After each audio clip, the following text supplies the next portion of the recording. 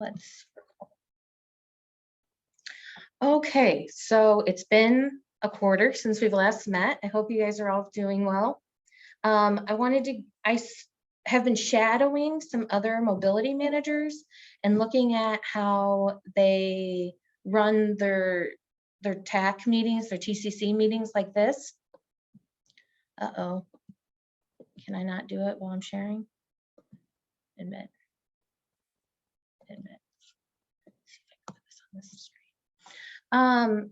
And what they did was really interesting. And I think I might emulate some of their processes. I know last time I talked about creating full committees where people were providers and writers, and they actually just have their provider and writer updates in this meeting. And so they go around and ask if there's any updates. Now, since I've never asked that of you before, I'm going to wait to the end of the meeting and see if anyone does have updates. I just got an email from someone giving me an update, but then I'm going to give you an update as well. So let's start there. And what have we been doing? Oops, sorry everyone, that went really fast. Okay, so we did submit our coordinated plan to ODOT. Have not heard back from ODOT. There was our statewide coordinator for mobility management is new in her position, so she is just finishing up our invoices. She hasn't got our contracts out to us yet, so I'm probably not going to lean on her too hard about the coordinated plan until she's had a little more time to get through some of this. She's just on a learning curve right now. But I will be following up with her. And then last time, I also brought up the fact of the information about regionalization. So in ODOT, we are in Region 4, ODOT Transit. And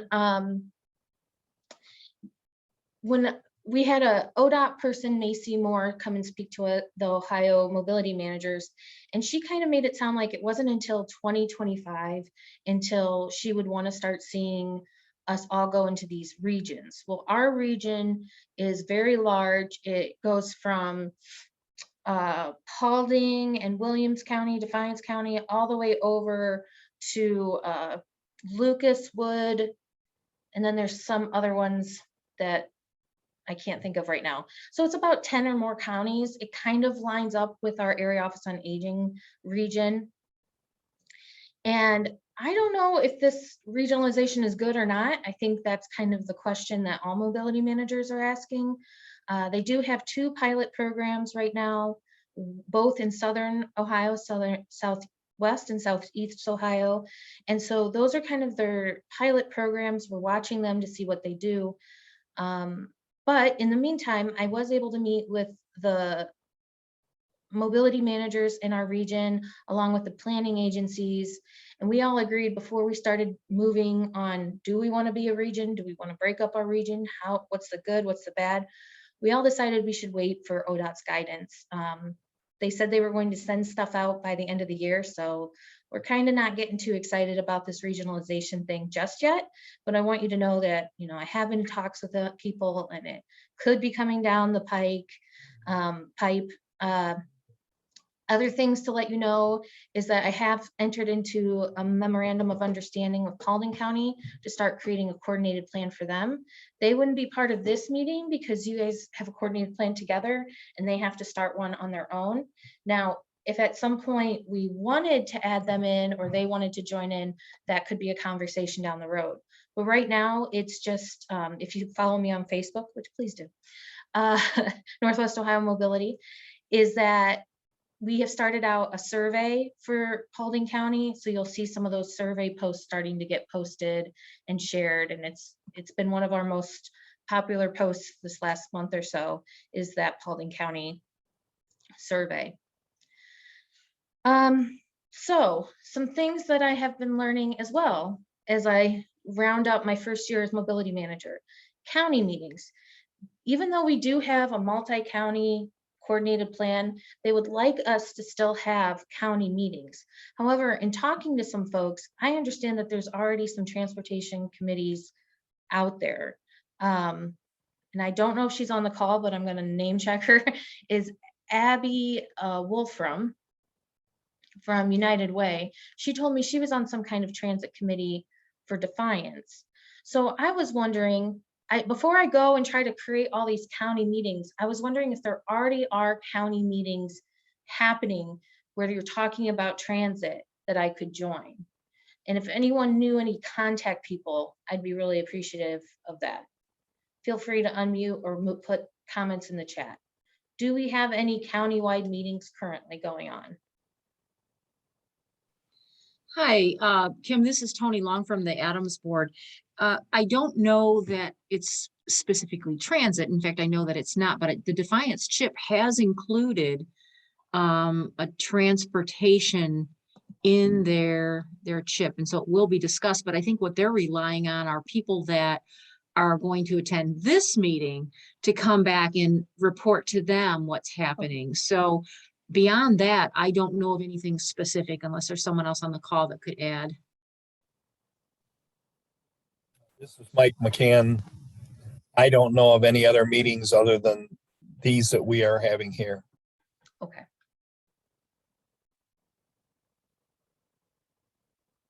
Well, if not, then I will start meetings in each county. So that way we can have a little more in-depth discussions by county. But yeah, if there are already, I don't want you guys having to go to a bunch of committee meetings. So if there are other meetings, please let me know. But otherwise, I will start scheduling those county meetings. And again, just coming up with discussions of what are providers seeing, what are riders seeing, what are things at the county and the county level that we want to be talking about.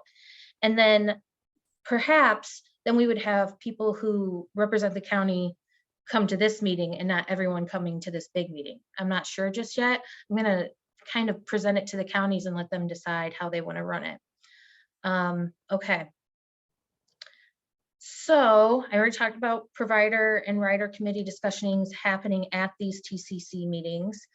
One of the other committees we talked about creating was a active transportation.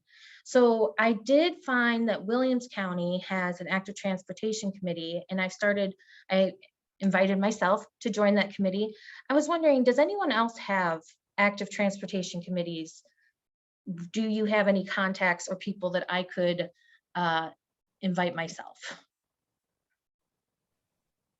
I'm not familiar with what that is. Could you give us a little more information? Thank you. So active transportation is anything from walking, riding bikes, but it's more of a individual manual transit. So in active transportation, you look at, are there safe sidewalks and intersections for folks to travel on? Do people have access to biking?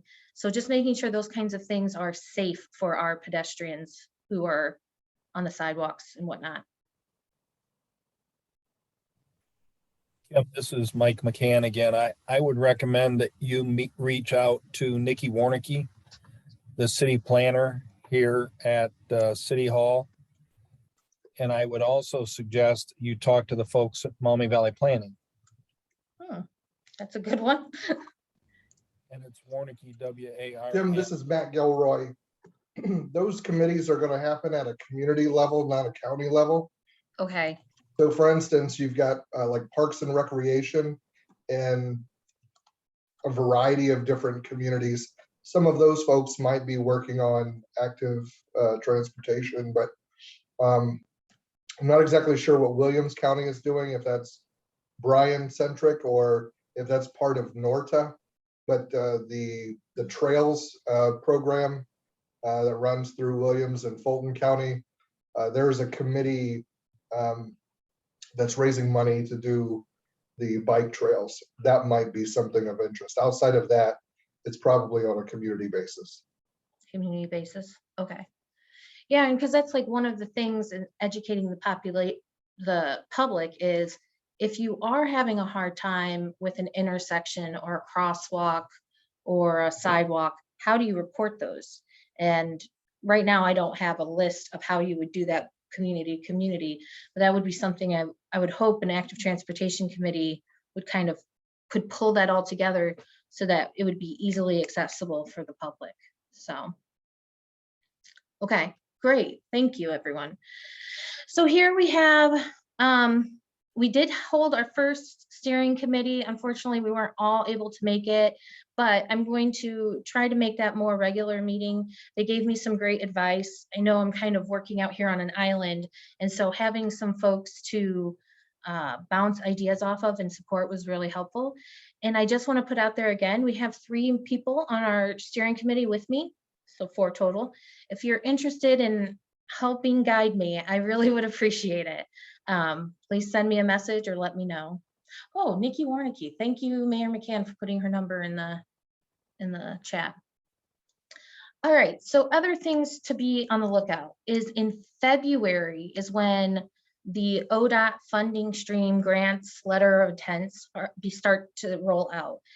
And what I have learned so far with the infrastructure bill is that formula grants, which are the grants that I have been talking about since I started, 5310, 5311, and there's others, they're going to see a pretty big increase. I've heard up to 30 to 50%.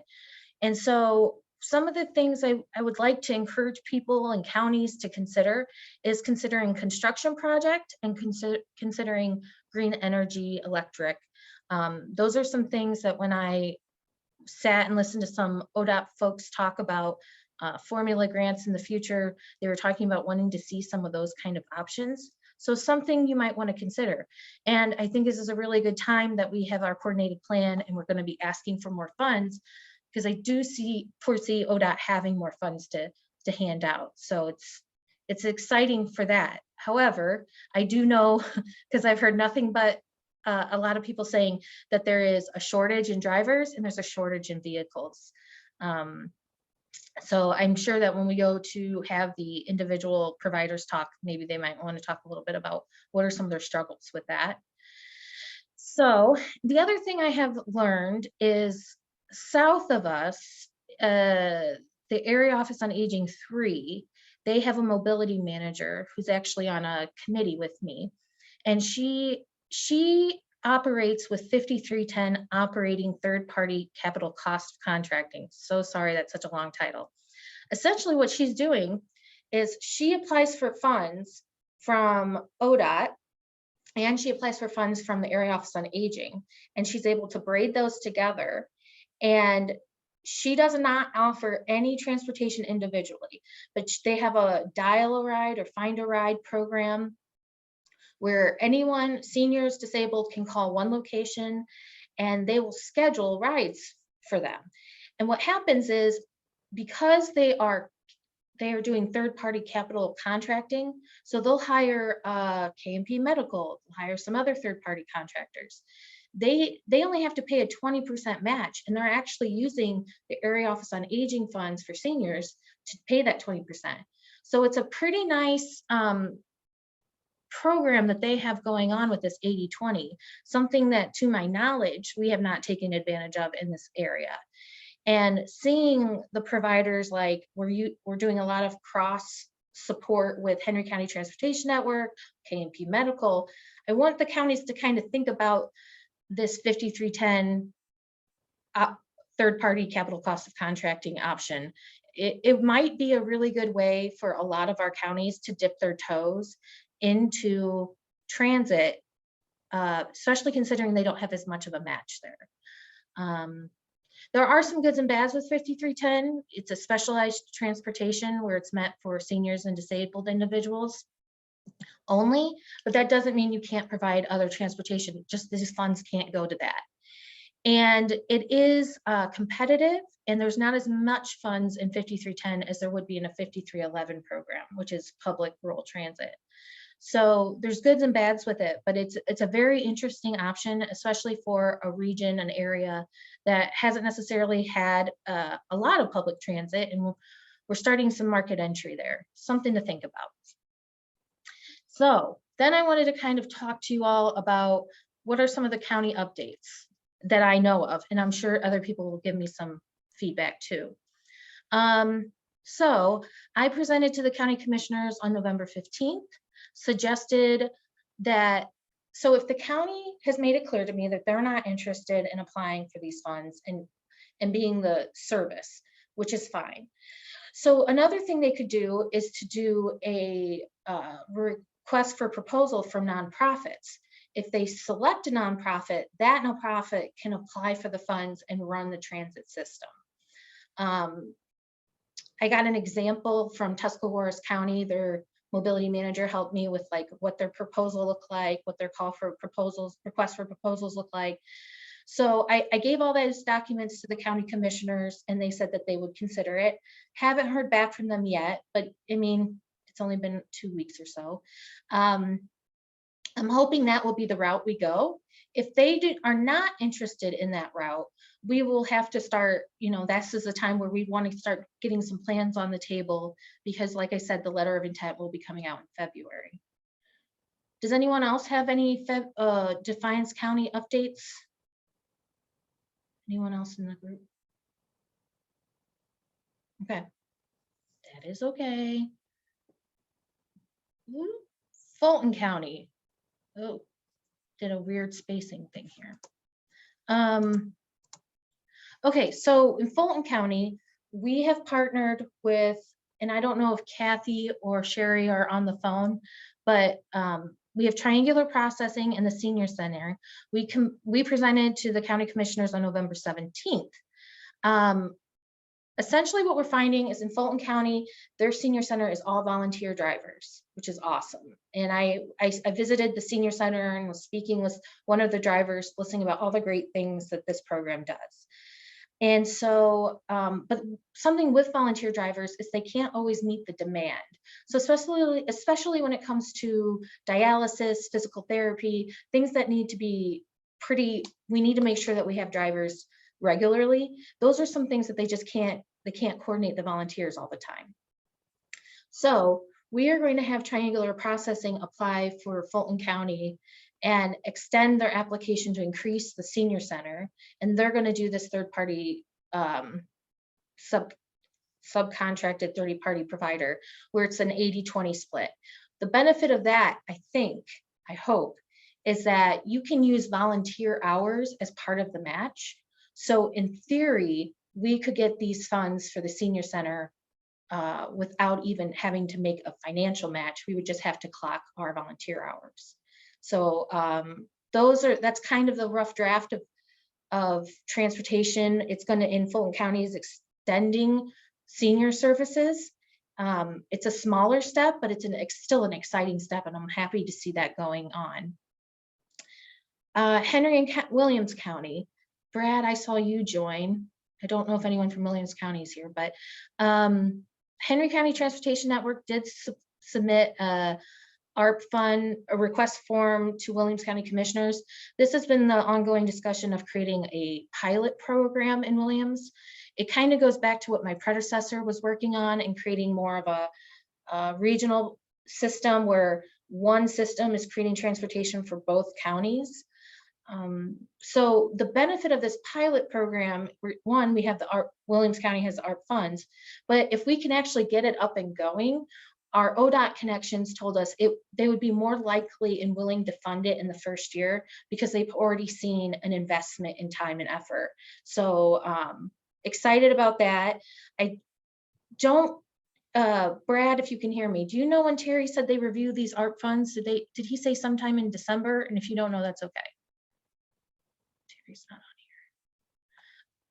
here. But I think they're going to be reviewing these ARP request funds in December sometime. So that I hope will be, I'm waiting to hear back from that one as well.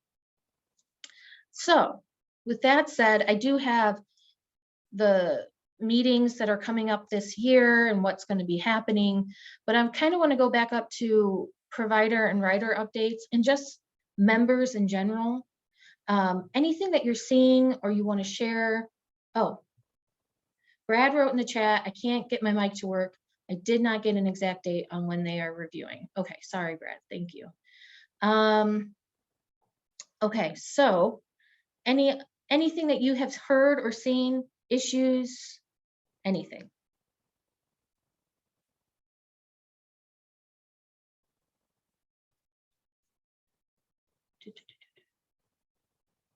I might call on me.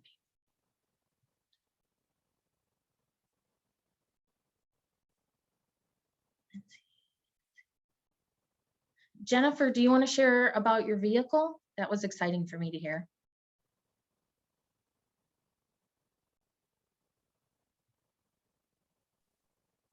Hi, had to find my mute button. That's okay. So we had a 15-passenger van here at Williams County Board of DD that we used almost never. So we have actually donated that. The commissioners blessed the donation to Triangular Processing. So this vehicle can now be used in any of the counties wherever it's needed. So kind of excited because it normally just sits in the parking lot. So I'm glad it can be put to good use. Yeah. And you also entered into an agreement with Triangular Processing as to be a provider of service? We did, yes. That's awesome too.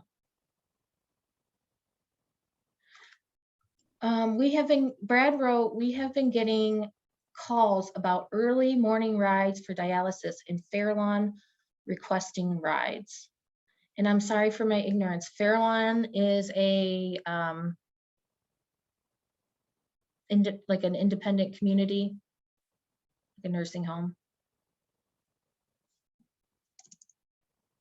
Archbold Nursing Home. Okay, so you're seeing some more rides, like calls out of county, Brad, is what I'm hearing you say. Adam is on here. Adam, are you seeing any new trends in demand? I think Adam's on here. Brad, are you seeing any new Yeah, I'm trends on in here. demand? Yeah, sorry, I had to find my mute button. I'm surprised Fairlawn hasn't reached out to us about those because we do transports for Fairlawn that they can't cover from here. I mean, on occasion. So I'm not sure if they're struggling in the morning. I'm a little surprised that they haven't reached out to us, but Maybe cycle back to them. yeah, but at any rate, as far as trends that we're seeing, no, we're just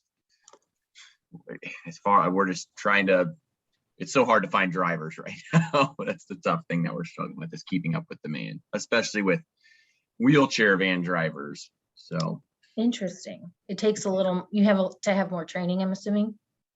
a little more training, and it's just a matter of COVID change. I feel like COVID was a big change with you have to pay more. Just seeing like a lot of our workforce is retired, semi-retired, and COVID for some of them just kind of made them, man, I'm just going to stay retired. I don't really want to be back out there. So,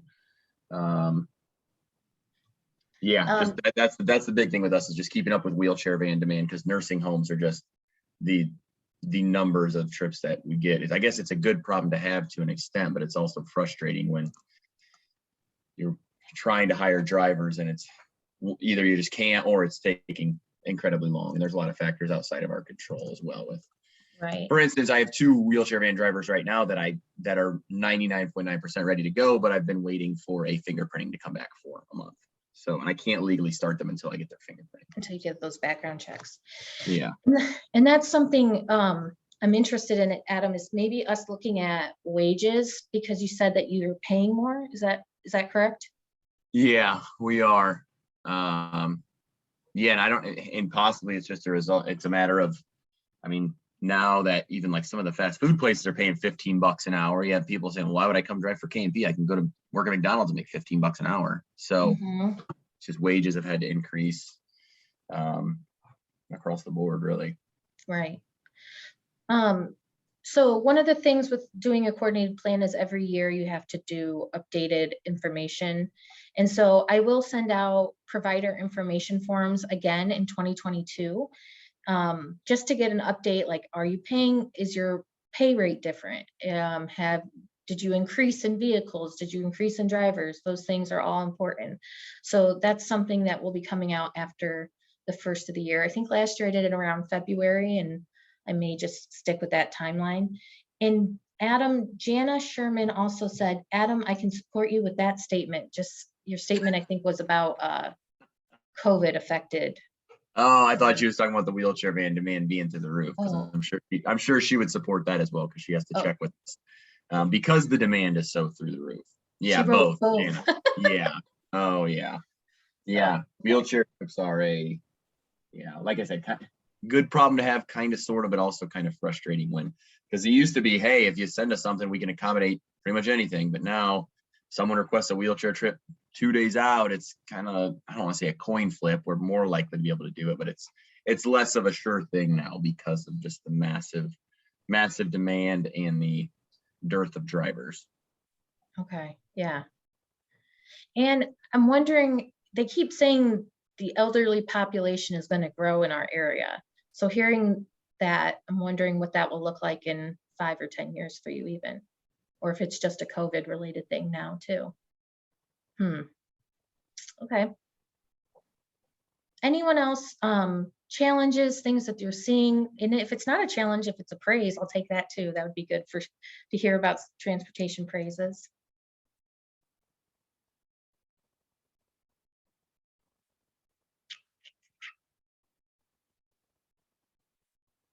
Okay.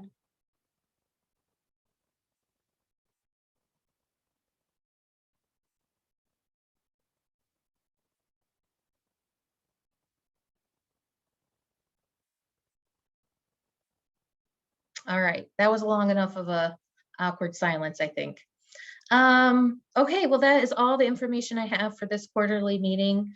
My hope is to make incremental changes and see if we can get a little more access to transit. But if anyone has ideas or suggestions, I am all ears. So, and thank you for everyone who keeps referring people to me for, I've gotten quite a few, and it's started, I haven't always gotten referrals, but I've gotten a couple of referrals lately. So I appreciate that. And I'm doing my best to try to help those individuals out as best I can. So, all right, with that, I am done. I hope you all have a good rest of the day, and I will see you next quarter. Thanks, everyone. Thanks, Kim. Thank you, Kim.